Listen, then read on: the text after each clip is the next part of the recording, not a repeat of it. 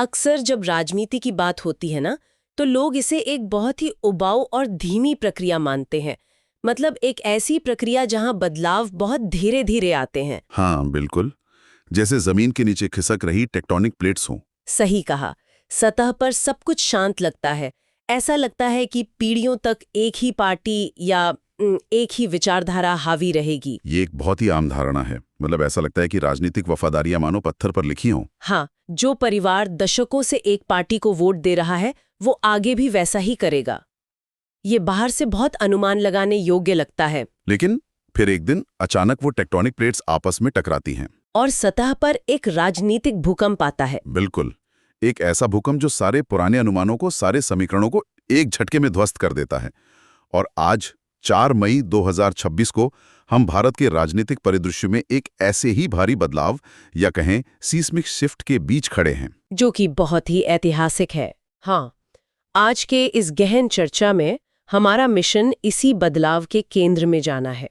हमारे पास भारत के पूर्वी और दक्षिणी राज्यों जैसे पश्चिम बंगाल, असम, तमिलनाडु, केरल और पुडुचेरी, उनके विधानसभा चुनाव परिणामों के ढेरों डेटा और रिपोर्ट्स हैं। हम इन नंबरों के पीछे की असली कहानी को समझेंगे और ये जानेंगे कि ये नतीजे भविष्य के लिए क्या संकेत दे रहे हैं। लेकिन आगे बढ़ने से पहले इससे पहले कि हम इस चर्चा की गहराई में उतरें, मैं शुरुआत में ही एक बुनियादी नियम स्पष्ट कर देना चाहता हूं। वो बहुत जरूरी है। बिल्कुल। आज का यह विश्लेषण पूरी तरह से डेटा, जमीनी हकीकत और रिपोर्ट की गई सूचनाओं पर आधारित है।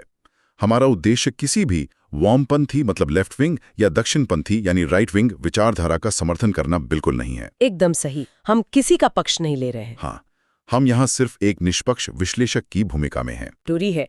हमारा लक्ष्य केवल स्रोत सामग्री में मौजूद तथ्यों को डिकोड करना है। तो चलिए इसे गहराई से समझते हैं। बिल्कुल, शुरू करते हैं। तो हमारी कहानी की शुरुआत होती है एक बहुत ही दिलचस्प विरोधाभास के साथ।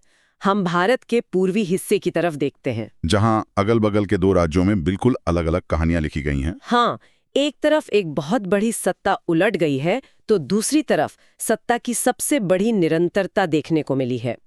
सबसे पहले बात करते हैं पश्चिम बंगाल की, जो कि इस बार का सबसे बड़ा चर्चा का विषय है। बिल्कुल। कुल 294 सीटें हैं वहां और बहुमत का आंकड़ा 148 है। लेकिन यहाँ भारतीय जनता पार्टी 190 से ज्यादा सीटों के साथ स्पष्ट बहुमत की ओर बढ़ रही है। ये कोई छोटी बात नहीं है। इसे तो एक दशक का सबसे बड़ा राजनीतिक उलटफेर कहा जा रहा है। हाँ, रिपोर्ट्स इसे सैफ्रॉन सर्ज कह रही हैं, जहां ममता बनर्जी के नेतृत्व वाली टीएमसी, जो पिछले 3 कार्यकालों से सत्ता में थी, वो पूरी तरह से ढह गई है। 90 से भी कम सीटों पर आ गई है। ये सचमुच एक ऐतिहासिक क्षण है। मतलब 15 साल सत्ता में रहने के बाद ऐसा पतन। देखिए, जब हम किसी सैफ्रन सर्ज या किसी अभेद्य किले के ढहने की बात करते हैं ना, तो हमें इसके पीछे के तंत्र को समझना होगा। ये सिर्फ एक हार नहीं है। तो फिर ये क्या है? ये एक स्थापित व्यवस्था का पतन है। 15 साल सत्ता में रहना बहुत लंबा समय होता है। जो मतदाता 2011 में 18 साल का था, वो आज 33 साल का है। उसकी प्राथमिकताएं पूरी तरह बदल चुकी हैं। यानी भारी सत्ता विरोधी लहर या एंटी इनकम्बेंसी जिसे कहते हैं। बिल्कुल। जब कोई पार्टी इतने लंबे समय तक सत्ता में रहती है, तो स्थानीय स्तर पर एक तरह का अहंकार और भ्रष्टाचार पनपने लगता है और जनता का इससे सीधा सामना होता है।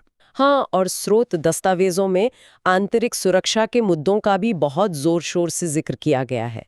लेकिन मेरी यहाँ एक उलझन है। बताइए। बंगाल में हमेशा से कल्याणकारी योजनाएं मतलब वेलफेयर स्कीम्स बहुत हावी रही हैं। तो फिर ऐसा क्या हुआ कि वो ग्रामीण वोट बैंक जो इन योजनाओं का सीधा लाभार्थी था, उसने अचानक से अपना रुख बदल लिया? ये एक बहुत ही शानदार सवाल है और यहीं पर पूरी कहानी का सार छुपा है। देखिए, ग्रामीण वोट बैंक अचानक से नहीं खिसकता। तो फिर क्या कारण रहा होगा? वे केवल तभी पार्टी बदलते हैं जब उनका बुनियादी विश्वास टूट जाता है। कल्याणकारी योजनाएं तब तक काम करती हैं जब तक उन्हें लागू करने वाला ढांचा पारदर्शी हो। अच्छा, मतलब अगर सिस्टम में ही खोट आ जाए। बिल्कुल। जब पंचायत स्तर पर उन योजनाओं में धांधली होने लगे या जब आम नागरिक को लगने लगे कि उसकी आंतरिक सुरक्षा खतरे में है, स्थानीय प्रशासन उसे सुरक्षा नहीं दे पा रहा है, तो ऐसे में कोई भी मुफ्त चावल या भत्ते उस डर को खत्म नहीं कर सकते। एकदम सही। सुरक्षा हमेशा कल्याणकारी योजनाओं पर भारी पड़ती है, और बीजेपी ने इसी सुरक्षा की भावना और स्थानीय भ्रष्टाचार के खिलाफ एक बहुत ही मजबूत नैरेटिव तैयार किया, जिसने उस ग्रामीण वोट बैंक को पूरी तरह अपनी ओर खींच लिया। मतलब ये एक बहुत गहरा नजरिया है। जब घर ही सुरक्षित नहीं है तो घर के बाहर बट रही सुविधाओं का कोई मतलब नहीं रह जाता। बिल्कुल, यही जमीनी हकीकत है। अब अगर हम इसी सत्ता विरोधी लहर के चश्मे से असम को देखें तो वहां कहानी बिल्कुल पलट जाती है। हाँ, असम के नतीजे तो एक अलग ही दिशा दिखा रहे हैं। कुल 126 सीटें हैं वहां, बहुमत के लिए 64 चाहिए और एनडीए 98 से ज्यादा सीटों के साथ एक प्रचंड जीत दर्ज कर रही है। हेमंत बिस्वा शर्मा के नेतृत्व में ये ऐतिहासिक तीसरा कार्यकाल है। लेकिन रुकिए, क्या असम में भी सरकार 10 साल से सत्ता में नहीं थी? हाँ, बिल्कुल थी। तो क्या वहां सत्ता विरोधी लहर नहीं होनी चाहिए थी, बंगाल की तरह? तकनीकी रूप से तो बिल्कुल होनी चाहिए थी, और यही तो राजनीति का सबसे दिलचस्प पहलू है। तो फिर वे कैसे बच गए? असम का उदाहरण हमें यह सिखाता है कि कैसे एक आक्रामक नेतृत्व और जमीनी स्तर पर काम करने वाली नीतियां एंटी इनकम्बेंसी के गणित को पूरी तरह से काट सकती हैं। अच्छा, मतलब काम बोलता है। हाँ, यहाँ नेतृत्व ने महज वादों पर चुनाव नहीं लड़ा, बल्कि बुनियादी ढांचा यानी इंफ्रास्ट्रक्चर की विशाल परियोजनाओं को अपनी ढाल बनाया। लेकिन मेरी यहाँ एक और उलझन है। जब हम स्रोत दस्तावेजों को पढ़ते हैं तो उसमें एनआरसी और सीएए के कार्यान्वयन का बहुत जिक्र है। हाँ, ये एक बड़ा मुद्दा रहा है। हम सबने देखा है कि ये मुद्दे अतीत में कितने संवेदनशील और विवादित रहे हैं। तो फिर एक विवादित नीति ने सत्ताधारी पार्टी को नुकसान पहुंचाने के बजाय उन्हें ये ऐतिहासिक जीत कैसे दिला दी? ये थोड़ा अटपटा लगता है। मैं समझ सकता हूं कि ये विरोधाभासी क्यों लगता है, लेकिन अगर हम इसके पीछे की राजनीति को समझे ना, तो तस्वीर साफ हो जाती है। कैसे? बात सिर्फ नीतियों की नहीं है, बात इस बात की है कि उन नीतियों को जनता के सामने कैसे फ्रेम किया गया। राज्य सरकार ने बुनियादी ढांचे के विकास, जैसे बड़े पुल और नई सड़कें, बिल्कुल, इन सबको एनआरसी और सीएए के सुरक्षात्मक आवरण के साथ जोड़ दिया। उन्होंने एक ऐसा नैरेटिव सेट किया कि हम विकास भी कर रहे हैं और साथ ही आपकी सांस्कृतिक और जनसांख्यिकी पहचान को भी सुरक्षित रख रहे हैं। ओहो, मतलब विकास और अस्मिता दोनों को एक साथ परोसा गया। एकदम सही। और जब ये दोनों मिलते हैं तो वो एक बहुत ही मजबूत राजनीतिक कॉकटेल बन जाता है, जिसके सामने सत्ता की थकान छिप जाती है। अगर मैं इसे एक एनालॉजी के जरिए समझने की कोशिश करूं, तो ये मुझे एक ही सीरीज की 2 फिल्मों जैसा लग रहा है। अच्छा, वो कैसे? देखिए, असम में जनता ने एक सक्सेसफुल सीक्वल को चुना है, जहां डेवलपमेंट काम कर गया और उन्होंने पुरानी कास्ट को फिर से पास कर दिया। हाँ, ये तो है। लेकिन बंगाल में जनता ने पुरानी कहानी को पूरी तरह से रीबूट कर दिया है। उन्होंने पुरानी स्क्रिप्ट फाड़ दी। एक बहुत ही सटीक तुलना है। पर मेरा एक सवाल है, बीजेपी जो कभी उत्तर भारत की पार्टी मानी जाती थी, उसका पूर्वी भारत में इतना दबदबा बनना, इसका असल मतलब क्या है? देखिए, यहाँ जो सबसे आकर्षक बात है वो ये है कि दोनों ही राज्यों में मुद्दे बिल्कुल अलग थे। हाँ, बंगाल में सुरक्षा और असम में बुनियादी ढांचा। बिल्कुल। बंगाल में उन्होंने जनता के गुस्से को हथियार बनाया, जबकि असम में अपनी ही विकास यात्रा को ढाल बनाया। लेकिन परिणाम एक ही पार्टी के विस्तार के रूप में दिखा। ये सचमुच एक नई राजनीतिक जमीन का तैयार होना है। हाँ, ये एक बहुत बड़ा पैटर्न है। तो पूरब से राष्ट्रीय राजनीति से जुड़कर अब चर्चा को दक्षिण भारत की ओर मोड़ते हैं, जहां क्षेत्रीय ताकतें और पारंपरिक सत्ता परिवर्तन के नियम अभी भी हावी हैं। हाँ, दक्षिण भारत की राजनीति हमेशा से अपने आप में एक अलग दुनिया रही है, और इस बार डेटा दिखाता है कि वहां जो हुआ है उसने दशकों पुराने इतिहास को बदल कर रख दिया है। आप तमिलनाडु की बात कर रही हैं, है ना? बिल्कुल। कुल 234 सीटें हैं, लेकिन यहाँ के नतीजे किसी फिल्म के क्लाइमैक्स से कम नहीं है। अभिनेता विजय की नई पार्टी टीवी के तमिलगा वेत्री कड़गम, हाँ, टीवी के अपने ऐतिहासिक डेब्यू में ही 112 से अधिक सीटों के साथ जायंट किलर और सबसे बड़ी पार्टी बनकर उभरी है।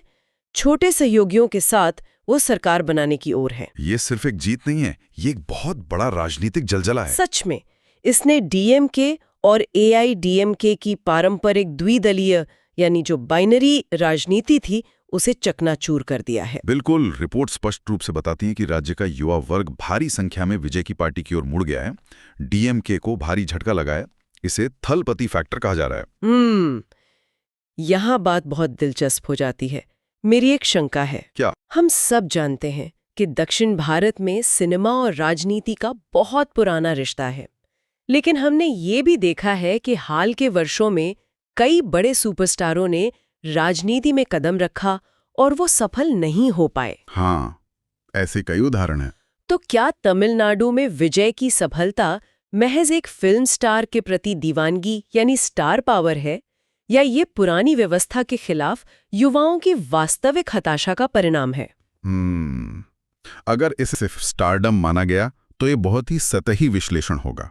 इसे सेलिब्रिटी पॉलिटिक्स 2.0 कहा जा रहा है। 2.0 मतलब इसका नया वर्जन। बिल्कुल। इसके 2.0 होने की एक ठोस वजह है। जब कोई राज्य दशकों तक एक ही राजनीतिक चक्र में फंसा रहता है, कभी डीएमके, कभी एआईडीएमके, तो एक नई पीढ़ी तैयार होती है जिसका पुरानी पार्टियों से कोई जुड़ाव नहीं होता। एकदम सही। वे युवा एक नई आवाज की तलाश में होते हैं। और विजय ने सिर्फ अपनी फिल्मों की लोकप्रियता का इस्तेमाल नहीं किया। तो उन्होंने अलग क्या किया? उन्होंने पिछले कई सालों से अपने फैन क्लब्स को एक अनुशासित राजनीतिक कैडर में बदला है, जमीनी स्तर पर काम किया है। दक्षिण भारत में स्टार पावर से पॉलिटिकल पावर तक की पाइपलाइन अभी भी कितनी प्रभावी है, ये उसका सबसे बड़ा उदाहरण है। तो जब चुनाव आया तो युवाओं ने केवल एक फिल्म स्टार को वोट नहीं दिया, उन्होंने उस पुराने सिस्टम के खिलाफ अपना गुस्सा निकालने के लिए विजय को एक माध्यम चुना। बिल्कुल, ये पुरानी व्यवस्था के खिलाफ एक सधी हुई बगावत है। कमाल की रणनीति है। अब अगर दक्षिण भारत में ही थोड़ा आगे बढ़ें और केरल की बात करें, वहां की कुल 140 सीटें हैं। और वहां का दृश्य बिल्कुल अलग है। हाँ, वहां न कोई सैफरन सर्ज है और न ही कोई सेलिब्रिटी पॉलिटिक्स।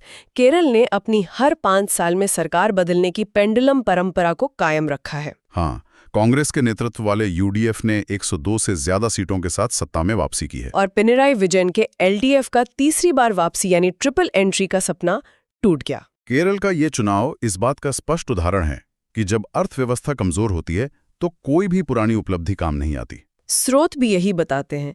आर्थिक मुद्दों और स्थानीय प्रशासन के विवादों के कारण उन्हें बाहर का रास्ता देखना पड़ा। देखिए, जब राज्य के वित्त की स्थिति चरमराने लगती है, स्थानीय निकायों के पास फंड नहीं होता, तो रोजमर्रा की जिंदगी संघर्ष बन जाती है। और केरल का मतदाता तो राजनीतिक रूप से बहुत जागरूक है। बिल्कुल, वे पेंडुलम को दूसरी तरफ धकेलने में जरा भी नहीं हिचकिचाते। ये केरल के पेंडुलम व्यवहार का शुद्ध रूप से आर्थिक हताशा से जुड़ा होना है। ये बहुत अहम बिंदु है। और इसी के साथ पुडुचेरी का भी जिक्र करना जरूरी है। कुल 30 सीटें हैं वहां, जहां एनडीए 20 से ज्यादा सीटों के साथ अपना नियंत्रण बनाए रखने में सफल रही है। हाँ, यह दिखाता है कि जहां बड़े राज्यों में भारी उथल-पुथल हो रही है, वहीं कुछ जगहों पर क्षेत्रीय स्थिरता भी कायम है। सही कहा। तो अब क्षेत्रीय डेटा से बाहर निकलकर अगर हम बड़ी तस्वीर को देखें, पूरे देश के लिए इस चुनाव के मुख्य निष्कर्षों या की टेकअवेज को एक साथ जोड़ें तो क्या गणित समझ आता है?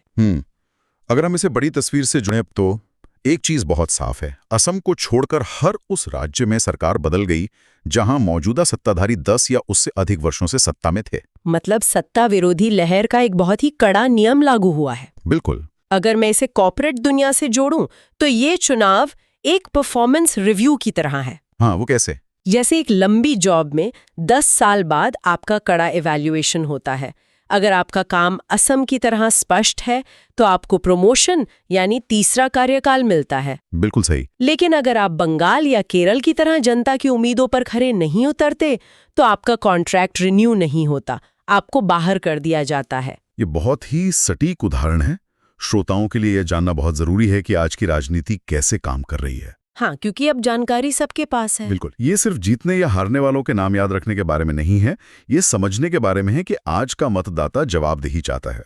वो पुराने चेहरों या 10 साल पुराने वादों पर आंख मूंद कर भरोसा नहीं करता। एकदम सही बात है। तो आज की इस विस्तृत चर्चा को समेटते हैं।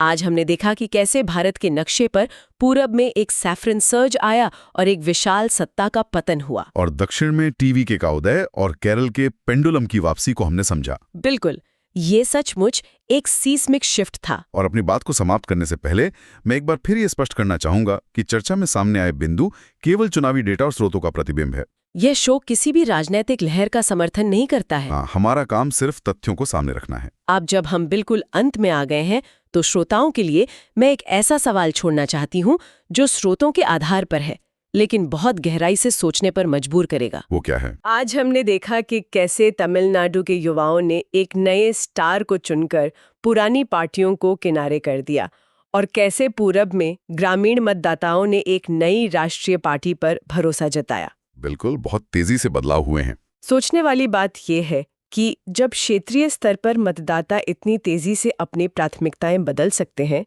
तो क्या हम भारत की राष्ट्रीय राजनीति में भी ऐसी ही किसी अदृश्य सुनामी के लिए तैयार हैं? ये तो बहुत बड़ा सवाल है। क्या हम राष्ट्रीय स्तर पर भी अप्रत्याशित सेलिब्रिटी पॉलिटिक्स 2.0 के लिए तैयार हैं, जो भविष्य में सब कुछ बदल कर रख दे? इस सवाल पर जरूर गौर किया जाना चाहिए। ज्ञान की इस खोज में हमारे साथ गहराई तक उतरने के लिए बहुत बहुत धन्यवाद। आगे भी सीखते रहिए और तथ्यों की गहराई में जाते रहिए।